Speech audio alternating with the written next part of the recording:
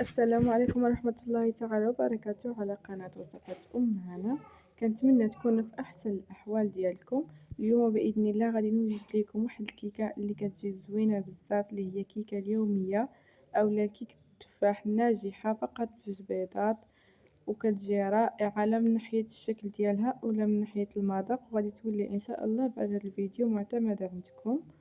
خليكم مع الفيديو حتى الاخير ونبداو على بركه الله المقادير ديالنا.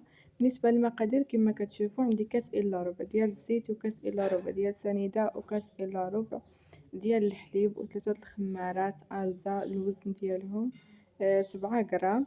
وطبيعه الحال كنحتاج هنايا جوج ديال الحبات ديال البيض اللي كيكونوا صغار بدرجه حراره غرفه المطبخ، وثلاثه ديال الساشي ديال فانيلا، وعندي هنايا معلقه كبيره ديال الخل عفوا، وعندي تفاح. بالنسبه للتفاح استخدمت الحمر، تقدروا تستخدموا الخضر سواء كان تفاح صغير ولا فما كيهمش، المهم يكون عندنا التفاح. وعندي هنايا القشور ديال البرتقال كما كتشوفوا محكوك، تقدروا تستخدموا القشور ديال الحامض او عصير البرتقال او عصير الحامض. انا استخدمت فقط القشور ديال واحد البرتقاله. وكما كتشوفوا عندي هنا واحد الاناء، فانا استخدمت هنا واحد الاناء كيكون شويه كبير باش نخدموا الكيكه ديالنا وتجي زوينه بزاف. كما كتشوفوا كندير فيه دوك جوج حبات ديال البيض، ضروري يكونوا درجه حراره الغرفه باش تطلع لنا الكيكه زوينه. عندي هنا كاس الا ربع ديال السكر سنيده، يعني كاس ما عامرش مزيان. المكونات كامله عبرتها بكاس ديال الماء، وكدير واحد القبصه ديال الملح فقط لتحسين الذوق. وعندي هنا الفانيلا جوج ساشي ديال الفانيلا كما كتشوفوا، كل اكياس الوزن ديالها 7 غرام. الوصفه ديال اليوم راها سهله واقتصاديه بمكونات غير مكلفه وتقريبا موجوده في كل بيت. كما كتشوفوا انا درت هنا جوج ديال الفاني، وبالطراب الكهربائي اللي متوفر عندها فمن الاحسن يكون الطراب الكهربائي. غادي نطربوا المكونات مع بعضياتهم مزيان بالطراب الكهربائي كما كتشوفوا. وطبيعه الحال شويه شويه كنزيدوا في السرعه. وبالنسبه للزيت فانا غادي نخليه حتى كنطرب، وكتولي عندي البيض وسكر سنيده بهذه الطريقه اللي راكم كتشوفوا بها. عاد كنبدا كنضيف الزيت تدريجيا حتى الزيت. انا عندي هنايا كاس الا ربع ديال الزيت النباتيه، كنبقى نضيفها تدريجيا، يعني غير شويه شويه حتى كنساليها كامله باش تطلع لنا الكيكه مهويه وخفيفه بزاف وتجينا طالعه زوينه. كما كتشوفوا انا غنستمر بهذه الطريقه، كنضيف الزيت غير شويه شويه حتى كنسالي داك الكاس الا ربع ديال الزيت. عاد كنضيف المكونات مع اللي بقاو. كما كتشوفوا مره مره كنزيد السرعه باش تجينا الكيكه خفيفه وزوينه بزاف. كما كتشوفوا هنا من بعد ما ساليت الزيت انا كنرد السرعه على واحد، وكنبقى نطرب غير واحد الدقيقه ولا جوج ماشي بزاف، وكنبقى نضيف الحليب وانا باقي كنطرب بالطراب الكهربائي. بالنسبه للحليب حتى هو كاس الا ربع، ويكون في درجه حراره الغرفه. وكنطربوا الحليب ديالنا مع داك المكونات مع بعضياتهم. الا كان الجو بارد فتقدروا تدفيو الحليب بواحد شويه. انا من بعد ما طربت الحليب كما كتشوفوا كنضيف داك القشر ديال البرتقال. كما كتشوفوا بدا الخليط كيتبدل اللون ديالو من ضفتلو داك القشور ديال البرتقال، وكنحكو غير ديك القشره اللي كتكون صفراء ما كنوصلوش البيضه باش الكيكه ديالنا كتجي زوينه بزاف. وكما كتشوفوا انا كنطرب والكيك عفوا الخليط ديال الكيك بدا كيتبدل اللون ديالو. كنطربو غير واحد شويه وصافي، كنحايدو الخلاط الكهربائي اولا الطراب الكهربائي، ما كنبقاوش نخدموه بالطراب اليدوي. كنطربوا واحد شويه الخليط ديال الكيك وكنبداو كنضيفوا المكونات. كما كتشوفوا انا عندي هنا الكاس الاول ديال الدقيق، وطبيعه الحال كنغربلوه مزيان كما كتشوفوا. وضروري يكون عندنا الدقيق خاص بالحلويات باش تجي الكيكه ديالنا زوينه بزاف وتجي مفشفشه. والعبار دائما بالكاس ديال العنبه. كما كتشوفوا فانا ضفت 2 كؤوس ديال الدقيق. ودابا غنضيف الخماره. بالنسبه للخمارات 3 الخمارات الزا الوزن ديالهم 7 غرام كنضيفوهم كاملين. الا كانت ايديال فديروا جوج ونص كما كتشوفوا، حتى هما كنغربلوهم باش ما يبقاش فيهم دوك الحبيبات. بالنسبه للكاس الثالث ديال الدقيق فانا كنضيفو على دفعات حتى كنديرو كامل، يعني جوج بيضات فانا داولي 3 الكؤوس ديال الدقيق. وشوفوا نتوما بشحال غادي يديو لكم ديال الدقيق، كل واحد النوعيه ديال الدقيق اللي كيستخدم وطبيعه الحال حتى الحجم ديال البيض. انا كنطرب مزيان غير بالطراب اليدوي حتى ما كتبقاش نهائيا دوك التكتلات ديال الدقيق. وطبيعة الحال كما كتشوفوا كيجي مهوي، لهذا استخدمت اناء يكون شويه كبير باش نخدم الكيكه ديالي بهذه الطريقه، وكتجي مخدومه وكتجي زوينه بزاف، حيت الكيكه ديال التفاح ما كتجيش كما الكيكه العاديه، يعني خصها تجي شويه ثقيله وشويه مخدومه باش تجي الكيكه ديالنا زوينه وكتحمر الوجه. كما كتشوفوا انا كنخدم الكيكه ديالي مزيان، والقوام اللي عندي فهو ثقيل، فانا باقي ليا غير واحد المعلقه ديال الدقيق. كما كتشوفوا كندير هنا معلقه كبيره ديال الخل، وكندير هنا والسير ديالها هي هادي كاس، عفوا ربع كاس ديال الماء اولا 2 معالق كيكون مغلي، يعني كيكون طايب مزيان توصل لدرجه الغليان، وكنديروه في الاخر مع ديك المعلقه ديال الخل وكنطربو مزيان. وطبيعه الحال كنضيف حتى ديك المعلقه ديال الدقيق اللي بقات، وهذا هو القوام اللي كنتحصلوا عليه الكيكه ديال التفاح. القوام اللي هو ماشي ثقيل بزاف في نفس الوقت راه ماشي خفيف. كما كتشوفوا هذا هو القوام ديال الكيكه ديال التفاح باش تجي لكم الكيكه ناجحه مزيان.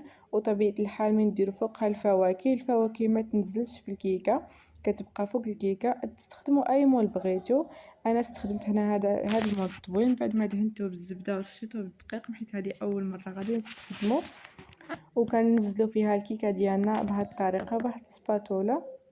وطبيعة الحال كنطلعوا الاناء ديال الخليط باش تجينا الكيكه ديالنا مهويه من الداخل وتجي زوينه بزاف. شحال ما طلعنا يدينا الفوق كتجي الكيكه زوينه وكتجي خفيفه. وكما كتشوفوا انا كننزل هنايا الخليط ديال الكيك ديالي، وكما قلت لكم تقدروا ديروا المول اي مول بغيتو نتوما.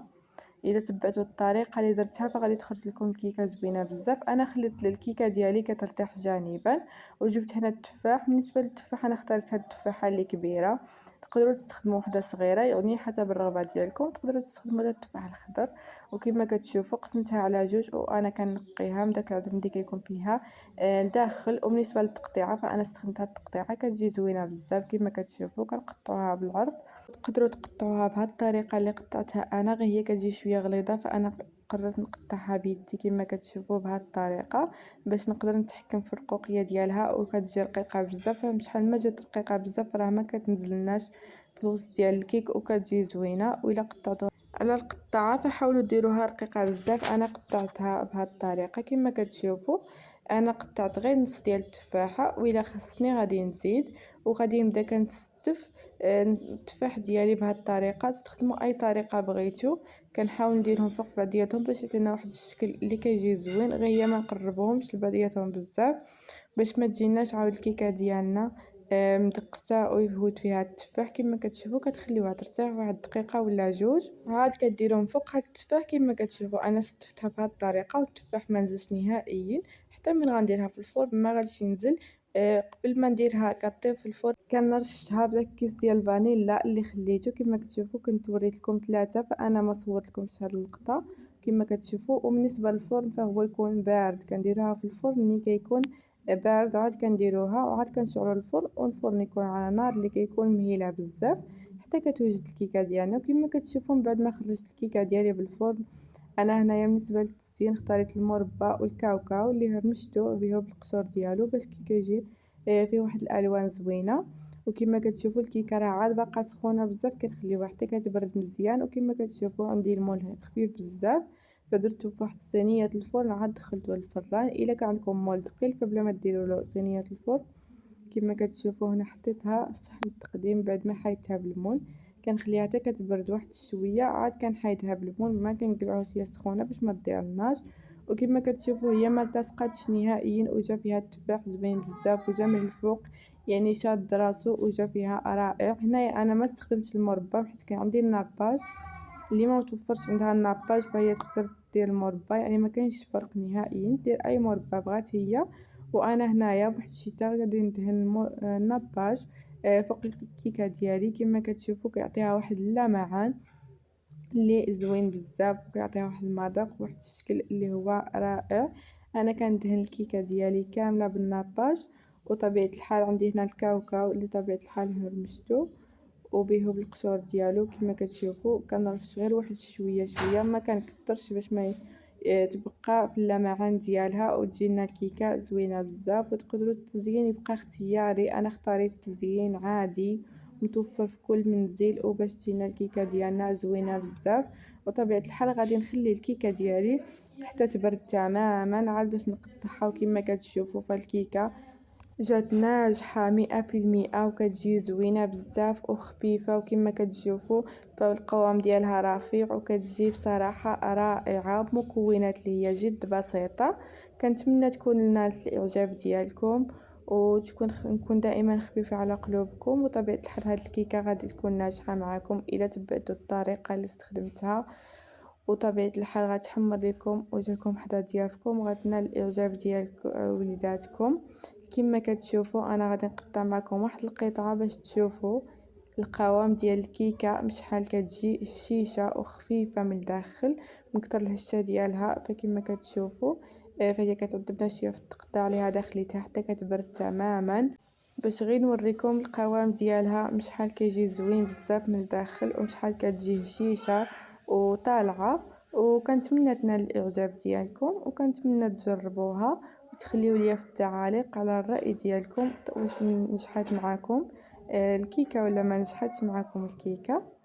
وكما كتشوفوا هذا هو القوام ديال الكيكه، فهو كيجي القوام ديالها طالع وفي نفس الوقت راه كتجي هشيشه بزاف والصوره راه موضحه راسها، يعني الشكل ديالها راه باين والمذاق اكيد راه كيجي زوين بزاف. خصوصا ملي كنرشوا ديك الفانيلا من الفوق على التفاح، فالتفاح كيجي فيه واحد النكهه اللي زوينه بزاف. وغير هي تخليوها كطيب على نار اللي كتكون مهيله، راها ما كتاخدش بزاف الوقت. شحال ما خليتوها نار مهيله كتطلع معكم الكيكه ناجحه. وكنتمنى تكون تبعتوا الفيديو حتى للاخر ونال الاعجاب ديالكم. وكنتمنى دائما نكون خفيفه على قلوبكم. وإلا كنتو هذه اول مره كتزوروا القناه ديالي ما تنساوش تفعيل الجرس باش دائما يوصلكم الجديد. وكنقول مرحبا والف مرحبا بالمشتركين الجدد في القناه ديالي.